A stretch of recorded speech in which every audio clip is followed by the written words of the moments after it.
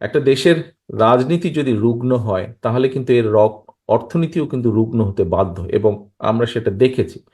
স্বৈরাচারী আমলে আমরা সেটা দেখেছি, কয়েকটি মেগা প্রজেক্ট দেখেছি আমরা কিভাবে উন্নয়নের মেগা প্রজেক্ট করেছে তারা, কিন্তু সেটি কিন্তু অ্যাকচুয়ালি উন্নয়নের চিত্র না। এখন ধীরে ধীরে আসল রূপটা বেরিয়ে আসছে, অর্থনীতিকে আরম্ভ করে সবকিছু, ইন্ডাস্ট্রি থেকে সবকিছু বেরিয়ে আসছে। অর্থাৎ বাংলাদেশই কিন্তু এর সবচেয়ে বড় প্রমাণ যে একটা দেশের রাজনীতি যদি রুগ্ন হয় তাহলে এটার অর্থনীতিও কিভাবে রুগ্ন হয়ে যায়।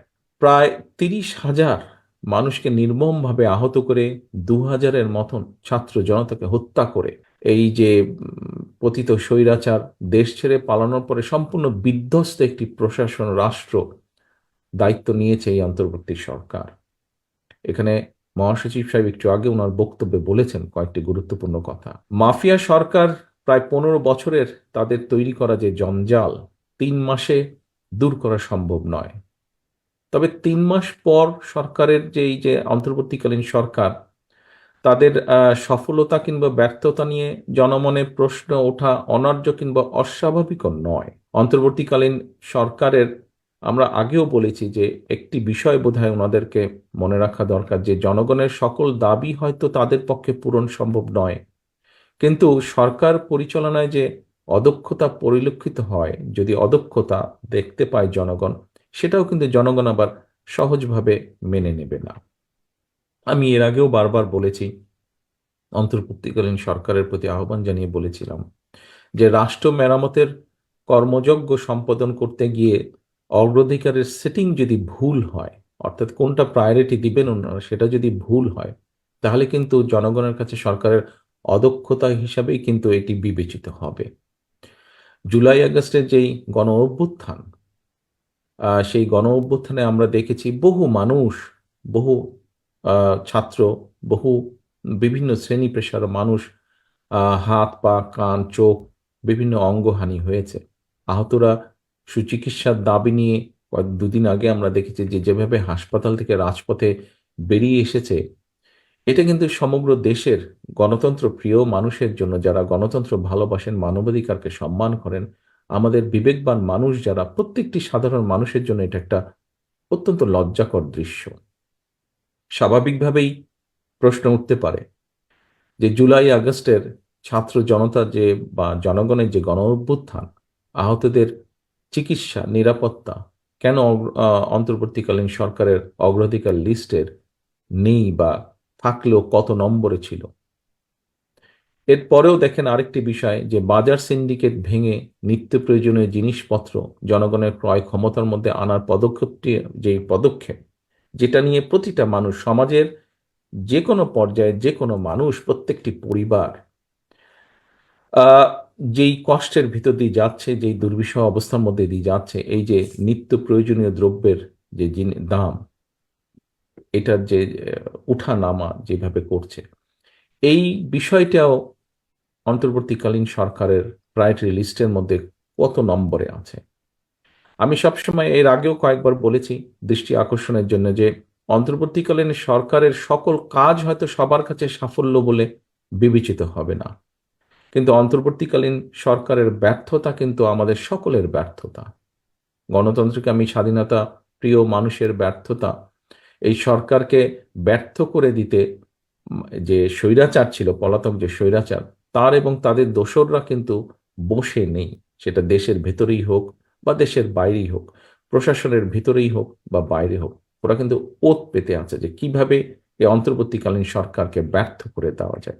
এদেরকে যদি ব্যর্থ করে দেওয়া যায়, তাহলে গণতন্ত্রকে ব্যর্থ করে দেওয়া যাবে। বাংলাদেশের কোটি কোটি মানুষ যারা গণতন্ত্রকে ভালোবাসে, গণতন্ত্রকে প্র্যাকটিস করতে চায়, তাদেরকে ব্যর্থ করে দেওয়া যাবে। প্রিয় উপস্থিতিবৃন্দ, এইরকম একটা পরিস্থিতিতে অন্তর্বর্তীকালীন সরকারের কিছু কিছু সিদ্ধান্ত মনে হয় তারা আকাঙ্ক্ষার, জনগণের যে আকাঙ্ক্ষা সেটার প্রতি ভ্রূক্ষেপ করতে বোধহয় চাইছে না। বরং তারা যেটা ভালো মনে করছে সেটাই তারা হয়তো চাপিয়ে দিতে চাইছে। অনেক অপ্রাপ্তি থাকার পরেও জনগণ কিন্তু এখনো এই সরকারের উপর আস্থা রাখতে চাইছে, তারা আস্থা হারাতে চাইছে না। আহ, তবে একটা প্রশ্ন হচ্ছে, সরকার কি ঔদ্ধ জনগণের আস্থা রাখতে চায়? কারণ জনগণের সঙ্গে সরকারের আস্থার সম্পর্ক নিবিড় থাকলে ষড়যন্ত্রকারীরা কিন্তু তাদের ষড়যন্ত্রের ডালপালা বিস্তারের সুযোগ পাবে না। এই অন্তর্বর্তীকালীন সরকারের সাথে যদি জনগণ যা চাইছে, মিনিমাম যে জিনিসগুলো চাইছে, তারা যদি সেগুলোকে অ্যাড্রেস করার জন্য সচেষ্ট থাকে, তাহলে ষড়যন্ত্রকারীরা সুযোগটা পাবে না। একটা কথা প্রায় আমি বলেছি যে জনগণের রাজনৈতিক এবং অর্থনৈতিক ক্ষমতা নিশ্চিত করা যদি না যায়, রাজনৈতিক এবং অর্থনৈতিক এই দুটো ক্ষমতায়ন যদি নিশ্চিত করা না যায়, তাহলে গণতন্ত্র উন্নয়ন কিংবা সংস্কার আমরা যত যাই বলছি না কেন, কোনোটাই কিন্তু টেকসই হবে না।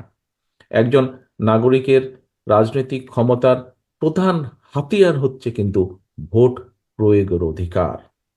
ভোট প্রয়োগের অধিকার। আজকে আপনারাও এখানে কিন্তু ভোটই প্রয়োগ করেছেন।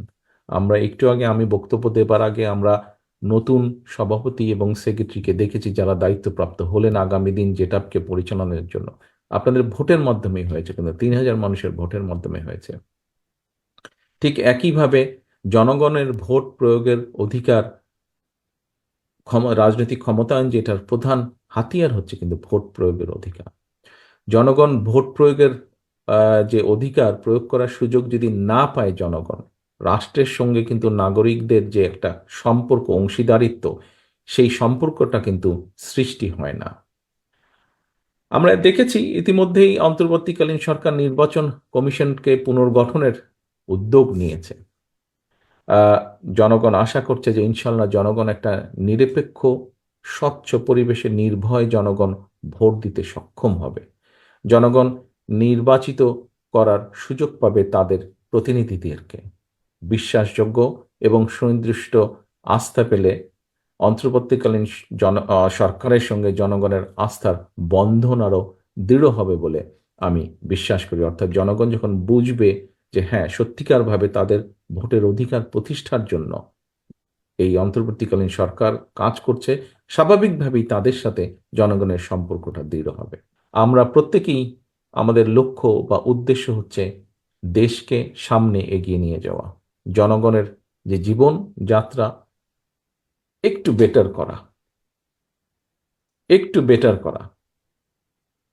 শিক্ষার্থীদের শিক্ষার ব্যবস্থা বেটার করা, যারা বেকার তাদের যে কোনো ধরনের কর্মসংস্থানের সুযোগ করা, মানুষের চিকিৎসার ব্যবস্থা একটু বেটার করা, নিরাপত্তা একটু বেটার করা। বাট আমাদের লক্ষ্য এবং উদ্দেশ্য একটাই। অতীতে বিএনপি যখনই সুযোগ পেয়েছে জনগণের সমর্থন নিয়ে দেশ পরিচালনা, বিএনপি প্রতিবার চেষ্টা করেছে যতটুকু সম্ভব এই কাজগুলো করার জন্য, মানুষের জন্য, দেশের জন্য, সমাজের কম বেশি প্রতিটা শ্রেণীর মানুষের জন্য। আপনারা আজকে যেই সেক্টরগুলোতে কাজ করছেন, আমরা একভাবে মানে এক বাক্যে যদি বলি টেক্সটাইল সেক্টরে, টেক্সটাইলের বিভিন্ন ক্যাটাগরিজ আছে।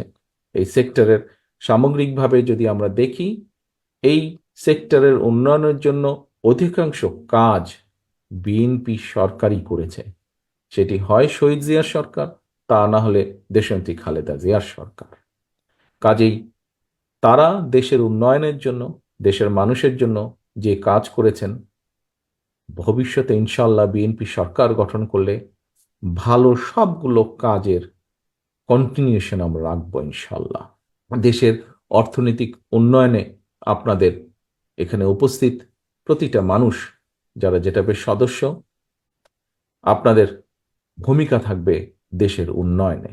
দেশ এবং জনগণের জন্য সমৃদ্ধি এবং সাফল্য বয়ে আনুক, আপনারা সকলে বয়ে আনতে আপনারা অবদান রাখুন, এই প্রত্যাশা রেখে আবারও আপনাদের সকলকে ধন্যবাদ জানিয়ে জেটাপের সাফল্য কামনা করে আমার বক্তব্য শেষ করছি। তো এই ছিল আজকের ভিডিওটি ভালো লাগলে লাইক দিবেন। এমনই নিউজ পেতে আমাদের চ্যানেলটি সাবস্ক্রাইব করে দিন পরবর্তী ভিডিওর নোটিফিকেশন পাওয়ার জন্য। ধন্যবাদ।